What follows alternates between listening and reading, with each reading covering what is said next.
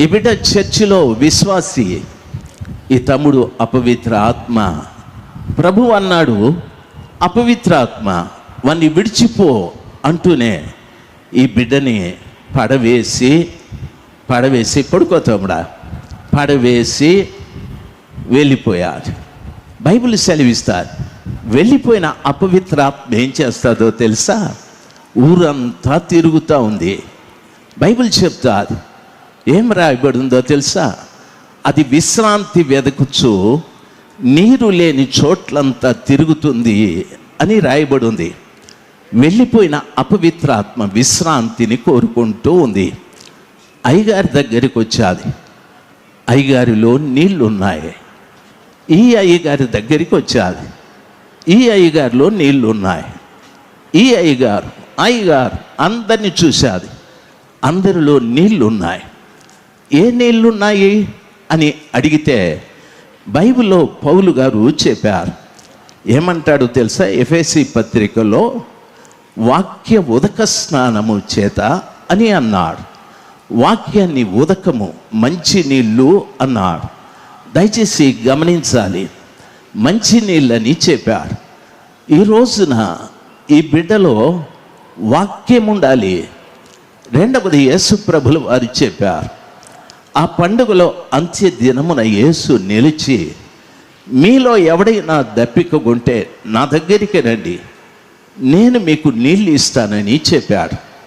మీరు చెడ్డవారై ఉండి మీ పిల్లలకు మంచి ఈవులను ఈయనెరిగి ఉన్నారు.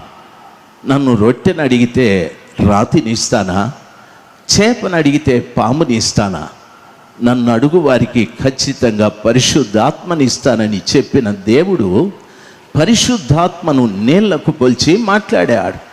దయచేసి గమనించాలి, ఈ రోజున ఈ బిడ్డలో ఉండాల్సింది వాక్యం అనే నీళ్లు, పరిశుద్ధాత్మ అనే నీళ్లు. ఈ అపవిత్రాత్మ అందరినీ చూశాది. అందరిలో వాక్యం ఉంది, అందరిలో పరిశుద్ధాత్మ ఉంది. అయితే ఇది విశ్రాంతి తీసుకోవటానికి చోట్లేదు. అందుకని ఏమనుకుంటుందంటే, నేను వదిలిపెట్టిన నా ఇంటికి తిరిగి వెళ్ళుదును అనుకుని వచ్చి చూశాది. ఇప్పుడు ఈ తమ్ముడిలో నుండి అపవిత్రాత్మ వెళ్ళిపోయాది. ఈ తమ్ముని జీవితం ఎలాగుందంటే బైబిల్ సెలవిస్తారు, ఈ బిడ్డ ఊడ్చి అమర్చబడి ఉన్నాడు. ఇతనిలో గతంలో అపవిత్ర ఆత్మ ఉన్నప్పుడు ఉన్నటువంటి మైల అంతా కూడా ఎవరో ఊడ్చేశారు. రెండవది అమర్చారంటే ఒక తల్లి తన ఇంటిని చాలా చక్కగా అమరుస్తుంది. ఏ వస్తువు ఎక్కడుండాలో అమ్మకు బాగా తెలుసు, అమరుస్తుంది. ఆ రీతిగా ఇతన్ని ఊడ్చిన వారు ఎవరంటే యేసు ప్రభుల వారు. అపవిత్రాత్మ ఉన్నప్పుడు తనలో ఉన్న మైలంతా కూడా మైలంతా కూడా యేసు ప్రభుల వారు ఊడ్చేశారు. కళ్ళలో ఉన్న మైల, నోటిలో ఉన్న మైల, ఆలోచనల్లో ఉన్న మైల, హృదయ తలంపులో ఉన్న మైల, ప్రవర్తనలో ఉన్న మైల అంతా ఊడ్చేశాడు యేసు ప్రభుల వారు. అంత ఊడ్చిన తరువాత ప్రభుల వారు ఆయన ప్రక్కన వస్తే పరిశుద్ధాత్మ దేవుడు వచ్చి అమర్చాడు ఇతన్ని. పరిశుద్ధాత్మ దేవుడు ఎలాగ అమర్చాడంటే, ఇప్పుడు అందరికంటే ముందుగా మందిరానికి వెళ్ళి మోకరించి ప్రార్థన చేస్తూ ఉన్నాడు. అమర్చాడు. ఇంతవరకు ప్రార్థన లేదు, ఇప్పుడు ప్రార్థన ఉంది. తరువాత వాక్యాన్ని గంటల సేపు చదువుతూ ఉన్నాడు. తర్వాత ఉపవాసాలు ఉంటూ ఉన్నాడు. తర్వాత దైవ సేవకుని చూస్తే ఎంతో నమ్రతగా, అయ్యగారండి ప్రైజ్ ది లార్డ్, మందిరంలో ఏదైనా పని ఉంటే చెప్పండి చేస్తానని ఎంతో నమ్రతగా శిరస్సు వంచి మాట్లాడుతూ ఉన్నాడు.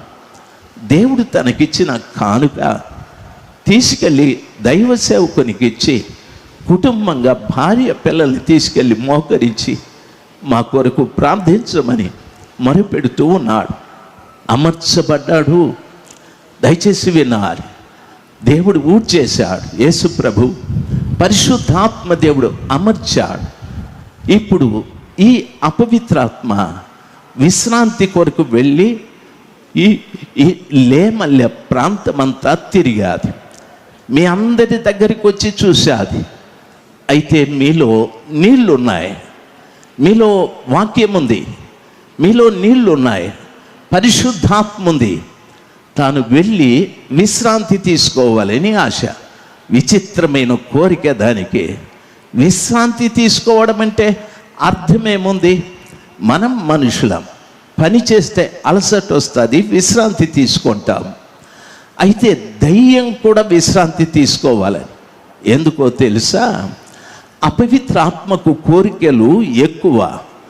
వ్యభిచరించాలని కోరిక, త్రాగాలని కోరిక, ఒకరిని చంపాలని కోరిక, ఒకరిని మోసం చేయాలని కోరిక, దొంగతనం చేయాలని కోరిక. ఈ కోరికలన్నీ తీర్చుకోవటానికి దీనికి శరీరం లేదు. ఇది ఆత్మ, దీనికి శరీరం లేదు. అందుకని ఈ అపవిత్ర ఆత్మ వచ్చి చూసినప్పుడు అది ఊడవబడి అమర్చబడి ఉండటం చూశాడు. చూసి ఊడ్చిన వారెవరు కనిపించలేదు, అమర్చిన వారెవరు కనిపించలేదు. అనగా దాని అర్థం తాను ఊడవబడి అమర్చబడింది వాస్తవమే, కానీ ఊడ్చిన యేసు ప్రభుల వారిని నాలో నివసించమని బ్రతిమలాడలేరు. తను అమర్చిన పరిశుద్ధాత్మని తనలో ఉండమని తాను బ్రతిమలాడలేరు. ఆయన పై భక్తి మాత్రమే అనుకున్నాడు.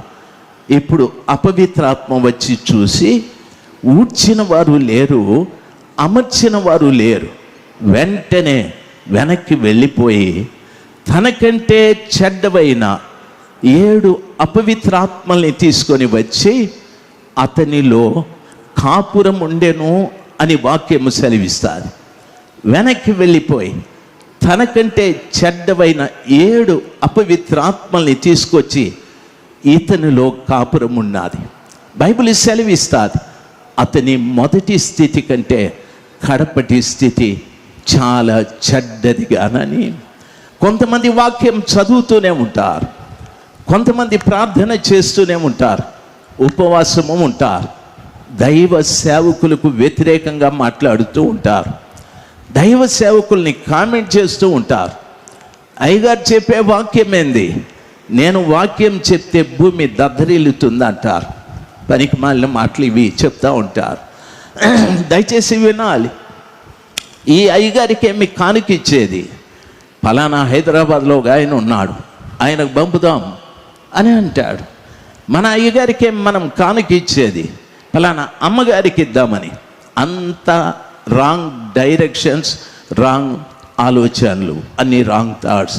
దయచేసి వినాలి. ఎందుకంటే మొదట 1 ఉంది, ఇప్పుడు 7 వచ్చేసినాయి. ఈ అపవిత్రాత్మకు వ్యభిచరించాలనే ఆశ, దీనికి శరీరం లేదు. ఈ వ్యక్తిలోకి వెళ్ళి అతనిలో పడుకొని ఇప్పుడు ఆడపిల్లల్ని చూసే పని ప్రారంభిస్తారు. ఆ అమ్మాయి బాగుంది, ఈ అమ్మాయి బాగుంది, ఆ గృహిణి బాగుంది, ఈ గృహిణి బాగుందని వ్యంగ్యంగా మాట్లాడడం, ఆమెతో ఏ రీతిగానైనా అక్రమమైన సంబంధాలు పెట్టుకోవడం, ఇలాంటి పని చేస్తుంది. భక్తే. భక్తిలో ఎన్నో చీకటి కార్యాలు చేస్తూ ఉంటాడు. భక్తికి భక్తే. అందరికంటే ముందు వస్తాడు, మోకాళ్ళ మీదనే ఉంటాడు, బైబిల్ చదువుతూనే ఉంటాడు, ప్రార్థన చేస్తూనే ఉంటాడు, సేవకులతో అటు ఇటు తిరుగుతుంటాడు. కానీ చేసే దుర్మార్గపు కార్యాలు బోలెడన్ని. ఒకసారి ఒక ఆయన మాట్లాడితే, బాబు ఓ చర్చిలో ఆయన త్రాగి నా పక్కన కూర్చున్నాడు. ఆ చర్చిలో వాక్యం చెప్పేటప్పుడు ఆయనకు చెప్పారు, ఇప్పుడు రాజశేఖర్ గారు వాక్యం చెప్పకముందు వాక్యం కొరకు ఫలానా ఆయన ప్రార్థన చేస్తాడని. కూర్చున్నప్పుడే నాకు అర్థమైంది ఆయన తాగినాడని. మంచి వాసన వస్తూ ఉన్నాడు. ఆయన వెళ్ళిపోయి భలే ప్రార్థన చేసినాడు. నేను అనుకున్నాను, తాగుబోతాడు కూడా ఇంత బాగా ప్రార్థన చేస్తాడా, పొల్లైనా తప్పిపోలేదే అని అనుకున్నా. ఎవరి కర్మ వాళ్ళది అని ఆ పాస్టర్ గారు వాళ్ళ ఇంటికి భోజనానికి పిలిచినారు. అక్కడికి వెళ్తే ఈయనున్నాడు అక్కడ. నేను అడిగినాను, పాస్టర్ గారు ఈయన ఎవరంటే చెప్పినాడు మన ఆయన గారు అని. మరి నా తాగినాడు తెలుసా అంటే అది కామన్ అని అన్నాడు. కామనా? దానికేమి కామా పులు స్టాపులు లేవా? కామన్ ఏంది? కామను అంటే కామనయ్య గారు ఎవరు పట్టించుకోరు. పెద్ద ఆయన అంటాడు, నేను ఎందుకు తాగానంటే just stimulation purpose I will take little bit అన్నాడు. ఆయన స్టిమ్యులేట్ అయ్యేదానికి కొంచెం తీసుకున్నాడంట. దయచేసి గమనించాల్సింది, నాకు అనిపించింది, ఏం అబ్బా కొడుకులరా, ఏమి సేవ చేస్తారా మీరిద్దరూను? దయచేసి వినాలి. బైబిలే అంటాడు ఆయన. బైబిలే, భోజనాలే, ప్రార్థనే, తాగుడే. ఎందుకంటే ఆయన అంటాడు శక్తి కావాలి అనని. ఎంతోమంది భక్తి వెనకల వాళ్ళ జీవితాలు చీకటిగా ఉంటాయి. ఎంతోమంది వారి భక్తి జీవితం వెనకల ఎన్నో చీకటి కార్యాలు, తాగుడు, వ్యభిచారం, జూదం, లేనిపోని పనికిరాని స్నేహాలు, సహవాసాలు. ప్రియ తల్లి, నా ప్రియమైన తండ్రి, నా 2 చేతులు జోడించి మీకు నమస్కరిస్తున్నా. ఎక్కువసేపు మీతో మాట్లాడలేను. ఈ మధ్యాహ్న సమయమందు సర్వశక్తిమంతుడైన దేవుడు మన మధ్యలో ఉన్నాడు. ఆలోచించండి, ఇతనిలో నుండి అపవిత్రాత్మ వెళ్ళింది వాస్తవమే, ఇతడు ఓడ్చబడి అమర్చబడింది వాస్తవమే. కానీ నీళ్లు లేవు, ఊడ్చిన వారి ఇతనిలో లేరు, అమర్చిన వారి ఇతనిలో లేరు, యేసయ్య లేడు, పరిశుద్ధాత్మ లేడు. అందుకు వెళ్ళిన అపవిత్రాత్మ తనతో పాటు చెడ్డవైన 7 దయ్యాలను తీసుకొచ్చి ఇతనిలో కాపురం ఉంటుందని వాక్యం సెలవిస్తుంది. ఈ మధ్యాహ్న సమయమందు చాలామంది చెడిపోయి భక్తిని అడ్డుగా పెట్టుకున్నారు.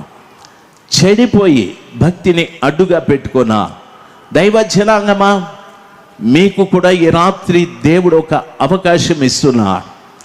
చెడిపోయిన నీ జీవితం ఎవరికి కనిపించలేదని అనుకోవచ్చు.